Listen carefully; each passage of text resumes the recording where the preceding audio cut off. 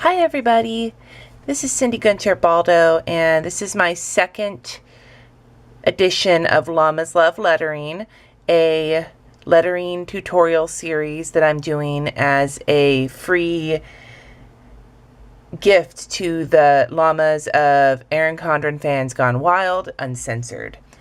Today, I'm not going to go too much into pens because we talked about that in the last video. We're going to be focusing on cursive. I'm not going to be going too deeply into the world of cursive, but I'm going to have you run through your own personal cursive to get comfortable with it, and then show you how to thicken it to make it have that kind of calligraphy look without having to learn how to manage a brush pen. We'll do a brush pen tutorial at a later date, and we'll do some ways to really stylize your cursive at a later date, but this is really just getting this first general idea down because most of the cursive that I do builds off of it. Okay? But I will talk about pens for a second. There was such a great response to my last video in the group, and everybody was curious as to where to get the pens that I use. I talked about the kinds that I like. There was some people that had a bit of an issue getting a hold of the extra fine point Sharpie that I use. So I decided to do something fun. I'm going to have a giveaway with this video. So I will be giving away 4 pens to one person, 4 pens, and they are 4 of the pens that I love the most to letter with in general, especially when I'm doing it in my journal, in my art journaling, and not quite so much in my planner because some of them bleed, but I do use the Gelly Roll in my planner. But these are really great practice pens when it comes to practicing your lettering. So I'm giving away a Gelly Roll, just black Gelly Roll pen. Everybody knows the Gelly Rolls. I'm giving away a Pigma Micron black pen. These are all black. This is a 5, the 05 tip. This is one of the ones I like to use the most when I'm lettering. A fine tipped Faber-Castell Pitt Artist Pen. And then my favorite, the one I'm using today, an extra fine point Sharpie. So in order to enter this giveaway, you need to do the practicing for this week and take a picture of it and put it on Instagram and hashtag it Llamas Love Lettering and hashtag ECFGW and then tag me in it. I will have all the rules for this in the information on this video and on the post on the group. And as usual, you'll be able to find the worksheets to use for this lesson in the group files. Just search Llamas Love Lettering 2. Okay? And if you didn't see the first video, it's the only other video on this channel, and the worksheets are in the group under Llama Loves Lettering 1. Okay? So now that we've got that giveaway going, let's get started. And like I said, you have to do work for this giveaway. This is not just a give me free crap giveaway. This is you can't just, pop in and post a picture and then move on with your life. I don't want to see a picture that I did, except for the stuff on the worksheet. I want to see what you've done in order to, because if I'm not going to give pens to someone who's not actually trying. Okay, now that I've got that out of the way, let's get started. So here is the sheet that I scanned in that has my writing on it. As you can see, I did my regular cursive alphabet, I thickened it, and then I did some practice. Okay? Now, this worksheet's not perfect. If you look at it, you can trace it to get the hang of it if you want to, but these are not typecast. This could not be turned into a font. I mean, I guess it could be, but it's not. If it was going to be turned into a font, I wouldn't use this particular example because you know what? I wasn't trying to be picture perfect. I was just trying to show you what you can do once you get the hang of it. Writing's not about being perfect all the time. Lettering's not about being perfect all the time. If that was the case, you might as well just print it off of the internet with a font and just call it square. But hand lettering, the imperfections are part of what makes it beautiful. So for everybody who feels like their writing's not good enough, it is. You just you have to be a little bit more conscious of what you're doing when you're writing, and anybody's writing, even people who think they have the gnarliest chicken scratch out there, your writing can look a lot better than you think it does if you just get in the practice of being mindful when you're doing it, okay? So please don't assume that you won't be able to ever get the hang of this, because I promise you, you will with practice. Practice, practice, practice. I'm going to say practice about 11 billion times in these videos. And for those of you who were going to start a drinking game from the number of times I used basic in the last video, maybe you should use practice over the course of watching all the videos. I'm looking at you, Valerie. So we'll start with number 1. Practice your cursive alphabet. Okay. Now, one thing you're going to notice when you look at my practice sheet is that, whoops, there goes my phone. I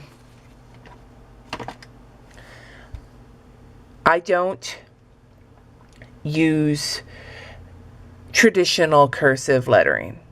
I don't, not from a lot of my letters. I don't even remember what some of the traditional cursive, like especially capitals, lowercase letters, yeah, I'm pretty normal, but capital letters, my capital letters tend to be all over the place, mix of printing and cursive, because I didn't like some of the cursive letters, so I just don't do them. When my son was learning cursive this year in 3rd grade, he would ask me, how do I do a G in cursive? And I have the idea of a G in cursive, but my G's look like that, you know? So that's not what a G in cursive looks like. I had to go look it up on my iPad and, you know, show him what a G looked like in cursive.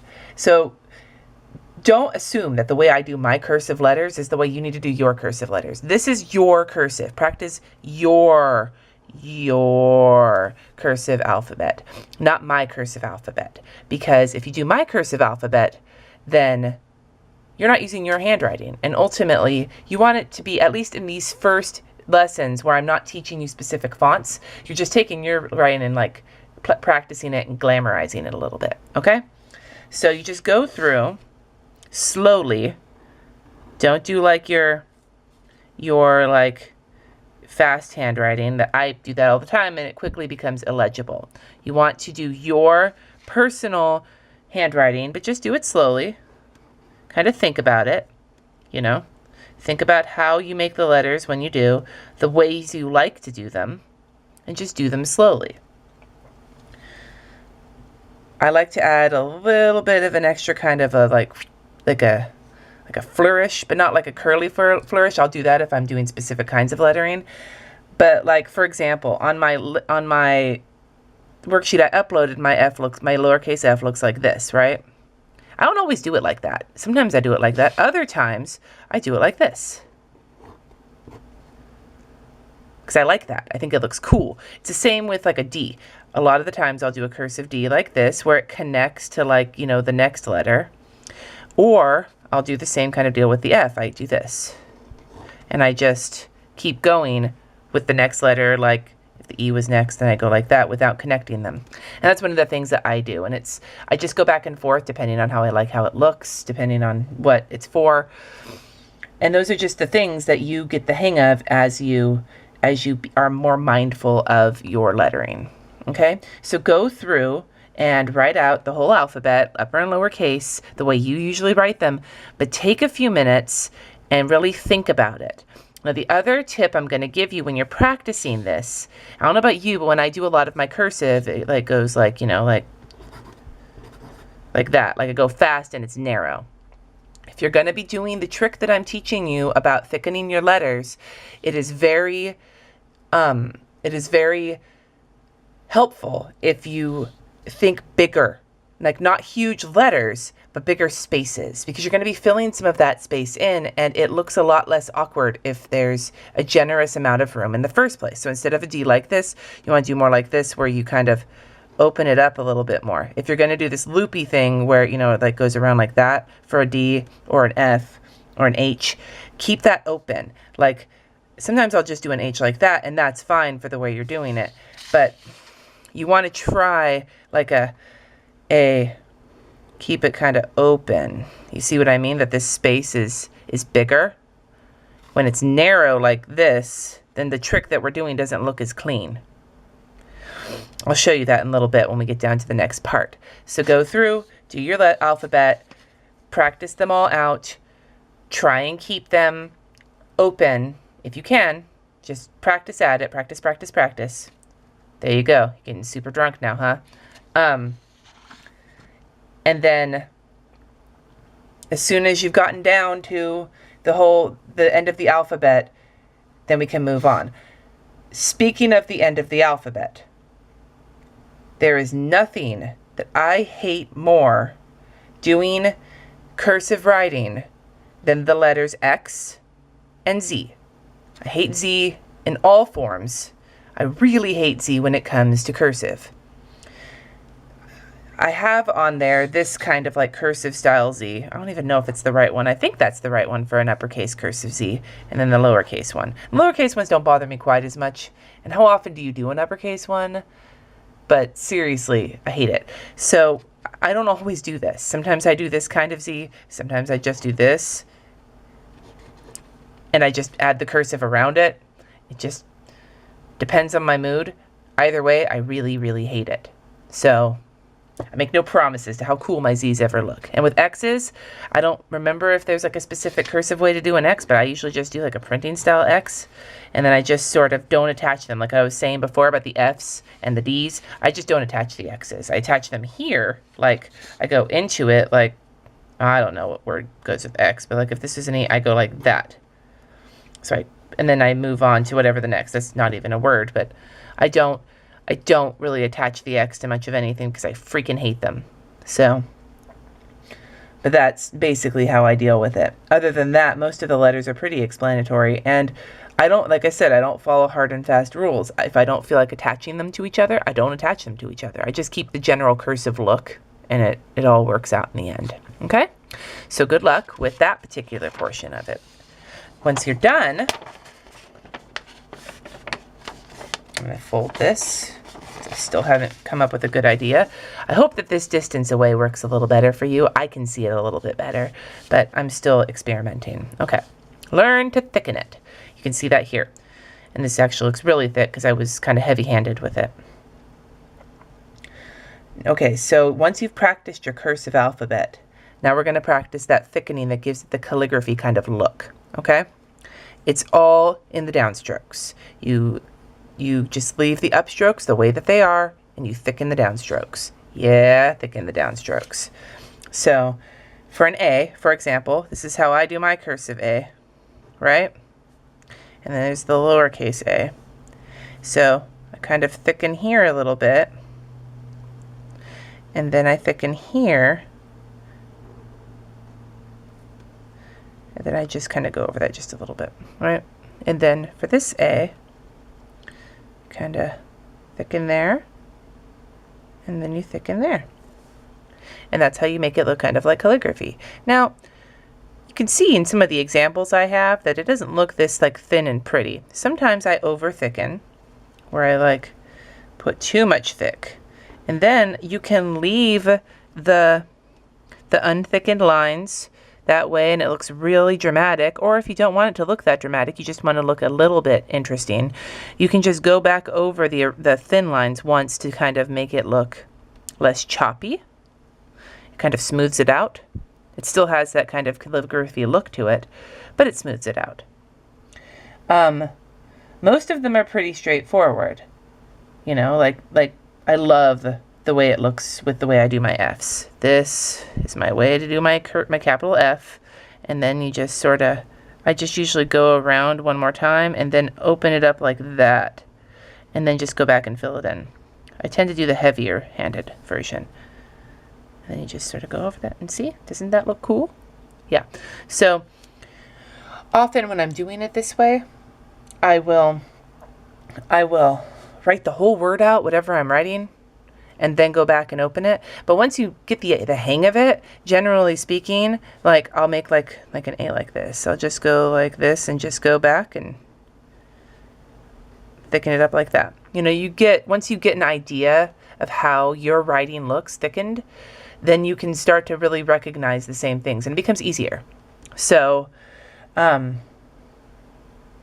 also, one of the things I tend to do when I thicken it is, if I can, I kind of give it a little bit like of an extra oomph in certain spots. Like an eye is a great example. Here's your eye, right? Also, beware with your dots with your eyes, because sometimes I thicken it and then the dot winds up not being, it's centered off of it the way it used to be, but it's not centered off of it ever. So usually you can just save your dot till the end.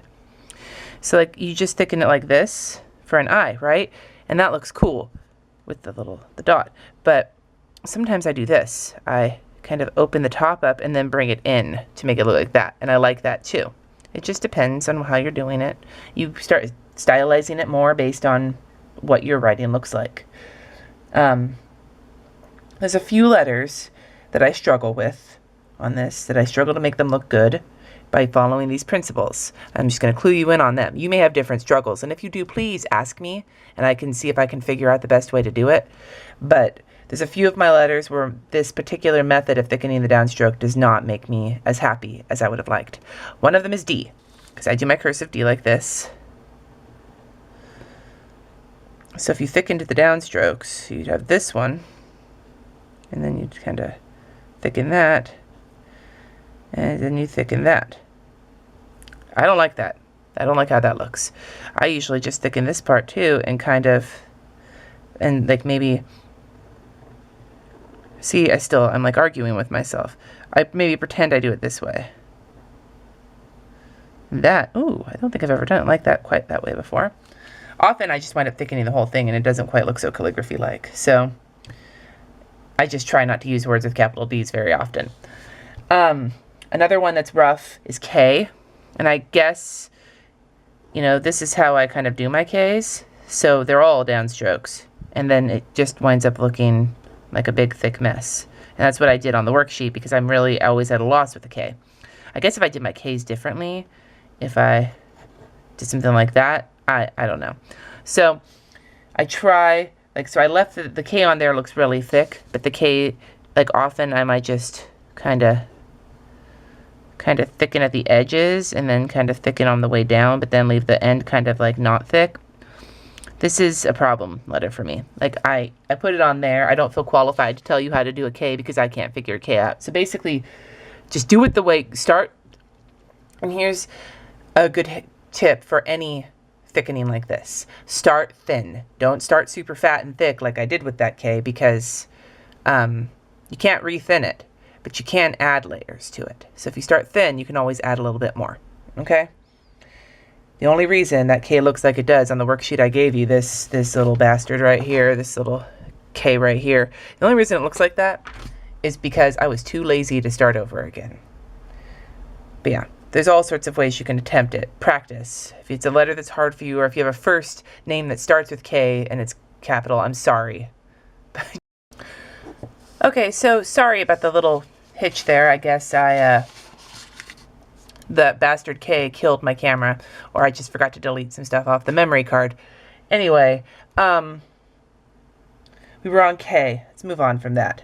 The other letters I have a struggle with in terms of thickening, the big one besides K is L, and L took me a little while to get the hang of. Now, it's such a beautiful, like, looping letter, and you thicken this part and it looks really nice, right? And then you get around here and everything starts getting interesting looking. So I generally don't thicken the bottom. This, like, if this is your L, and that's, even though that's a downstroke, I thicken this part, and I might go over this again, but I don't thicken that part too much, because I think it just looks awkward. You can if you want to, but as you can see on here, I thickened it tiny, tiny bit, like, I just went over it again, okay? If you have any other letters that give you problems with thickening, please let me know. Most of the other ones for me aren't that big of a deal, but again, you might have something totally different. You might think K's are fun. And if you do, for the love of God, tell me how you do it. Okay? So go through your alphabet again, and this time thicken everything in your alphabet on the downstroke. Remember to keep your letters big and open so that you have space to thicken. And remember to start thin and add more if you feel like it needs it. Okay? And also don't forget to go back over the line again if it looks choppy, but not to thicken it, just to kind of go back over it. So for the practice, I have the quick brown fox jumps over the lazy dog. Okay?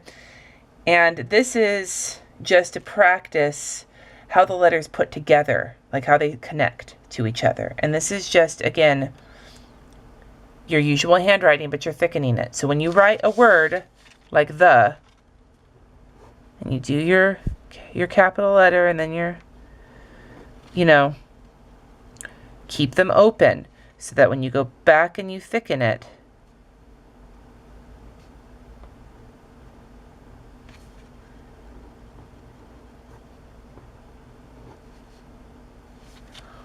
that it looks nice, okay? One tip I'll give you that I've learned over time with e's, lowercase e's, sometimes when people write in a lowercase e, they just sort of do this, right? And that's fine. It looks great when you're writing it. But when you do your thickening, I tend now, because it looks better when you thicken it, to kind of pull away from the page and do the E a little bit more akin to a printing E. Because when you thicken this E, it looks a certain way. When you thicken this E, I just like that look better. You don't have to do that. I just think it looks cleaner and more legible when you do it that way. So go ahead, just practice the quick brown fox jumps over the lazy dog. There's some extra space there so that you can write whatever you want to. But go through and string your letters together. Usually when I thicken, I don't do one letter at a time. I do the whole word. So like lazy. And see, that's kind of how I like to end my words if I've got that little upswing tail. And then you go back and you just add your thickness a little bit at a time. And all the downstrokes. And then you can go back if you think it looks a little choppy and kind of go back over and just smooth it out. Now, you want to go slow when you're doing this. Go slow and think about being open, because if you go too fast, you're going to wind up with letters that are close together, like, just do. You try and thicken this and it kind of looks messy, you know? You can and it'll look cool, especially when you're stylizing it. But when you're just trying to make it look nice and big and awesome, start with keeping your letters open, okay? Once you're done running through the quick brown lazy dog a few times,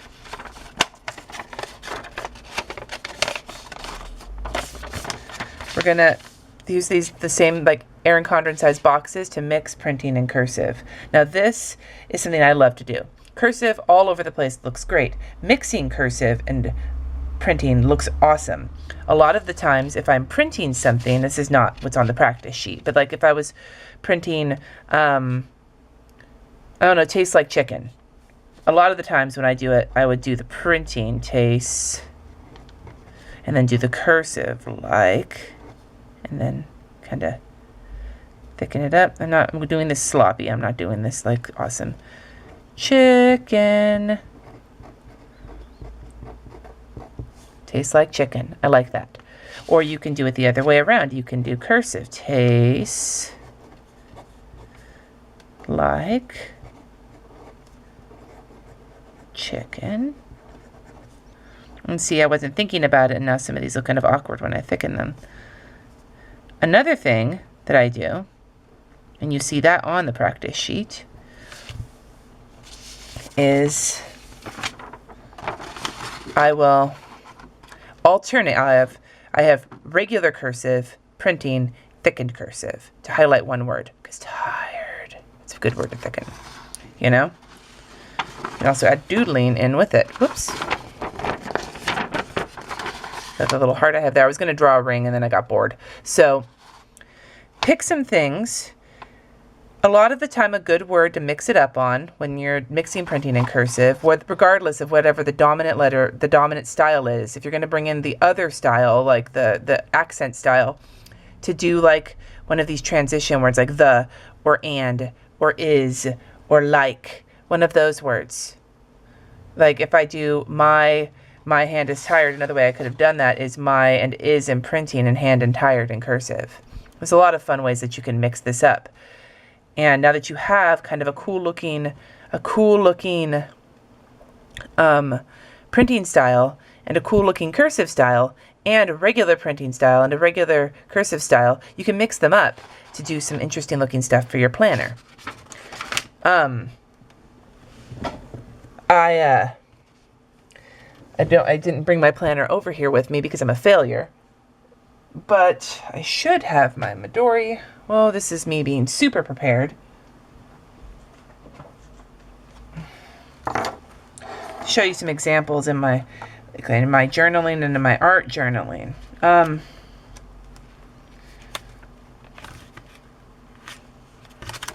We'll see here. Okay. See how I have regular printing and stylized printing and cursive and then embellished cursive all in one thing, and how it looks kind of cool like that. I'm going to teach you some ideas on how to get this kind of look as well. And then there is, let's see.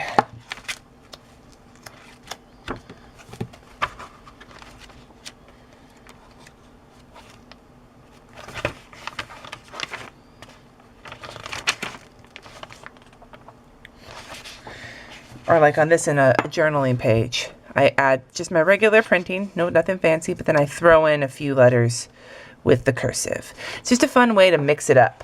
Practice whenever you can, like throw in, anywhere you would do regular writing, throw in some cursive and thicken some of it up. You don't have to do all of it. You don't have to thicken every single piece of cursive up that you ever do, ever again. But you can add it as an accent, or you can use that as your main lettering and then add something else as an accent, and it always looks really just cool when you add all the different stuff in. Well, I'm done, I think, for now, because this is getting pretty long. Don't forget to do your practice and to enter the giveaway on Instagram. And please, if you have any questions, if you have any concerns, if there are letters you're having trouble connecting to each other with cursive or thickening, please ask me in the group or ask me on the video. I will totally help you. I didn't do a lot of explaining how I hook my letters together because, again, it depends on how you do your cursive. So if you do have any concerns, please let me know and I will do my best to answer you. And have fun lettering. I'll see you next time.